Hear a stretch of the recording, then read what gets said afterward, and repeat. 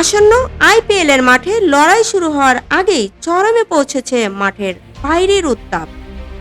টুর্নামেন্টের অন্যতম মূল আকর্ষণ বাংলাদেশের কাটার মাস্টার মুস্তাফিজুর রহমানকে কেন্দ্র করে ভারতের অভ্যন্তরে সৃষ্টি হয়েছে এক অনাকাঙ্ক্ষিত অস্থিরতা।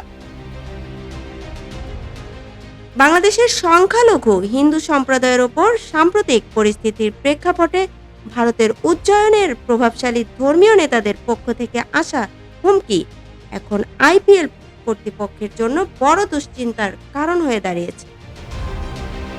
মুস্তাফিজের নিরাপত্তা নিয়ে তৈরি হওয়া এই গভীর উদ্বেগ এখন বিসিসিআই ও ফ্র্যাঞ্চাইজির কর্তৃপক্ষের জন্য বড় ধরনের মাথা ব্যথার কারণ হয়ে দাঁড়িয়েছে। সম্প্রতি আবুধাবিতে অনুষ্ঠিত আইপিএল এর মিনি নিলামের 9 কোটি 20 লাখ রুপিতে মুস্তাফিজুর রহমানকে দলে ভিড়িয়েছে কলকাতার নাইট রাইডার্স, যা বাংলাদেশি মুদ্রায় প্রায় 12 কোটি 37 লাখ টাকা। নিলামে একমাত্র বাংলাদেশি হিসেবে সুযোগ পাওয়া মুস্তাফিজকে নিয়ে যখন কলকাতার শিবিরে বড় ধরনের রণকৌশল সাজানো হচ্ছিল, ঠিক তখনই ভারতের কয়েকটি ধর্মীয় সংগঠনের কঠোর অবস্থান ফ্র্যাঞ্চাইজিটির জন্য বড় মাথা ব্যথা হয়ে দাঁড়িয়েছে।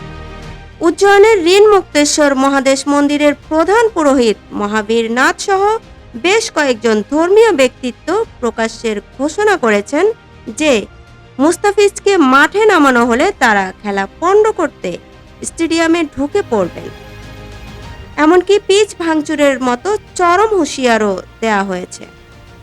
বিদ্যমান এই পরিস্থিতিতে ভারতীয় ক্রিকেট বোর্ড ও কেকেআর ম্যানেজমেন্টের সামনে এক কঠিন নিরাপত্তা চ্যালেঞ্জ দাঁড়িয়েছে। ভারতের বিভিন্ন রাজ্যে কেকেআর এর ম্যাচ থাকায় আইনশৃঙ্খলা পরিস্থিতি নিয়ন্ত্রণে রাখা আয়োজকদের জন্য কঠিন হয়ে পড়তে পারে। ভারতের একাধিক রাজ্যে কেকেআর এর ম্যাচ থাকায় বিক্ষোভের জোরালো আশঙ্কা যেমন বাড়ছে, তেমনি মুস্তাফিজের প্রাপ্যতা নিয়েও তৈরি হয়েছে চরম অনিশ্চয়তা। বাংলাদেশ ক্রিকেট বোর্ড ইতিমধ্যে ইঙ্গিত দিয়েছে জাতীয় দলের ব্যস্ত সূচির কারণে টুর্নামেন্টের শুরুর দিকে এই প্রেসারের অংশগ্রহণ সীমিত হতে পারে।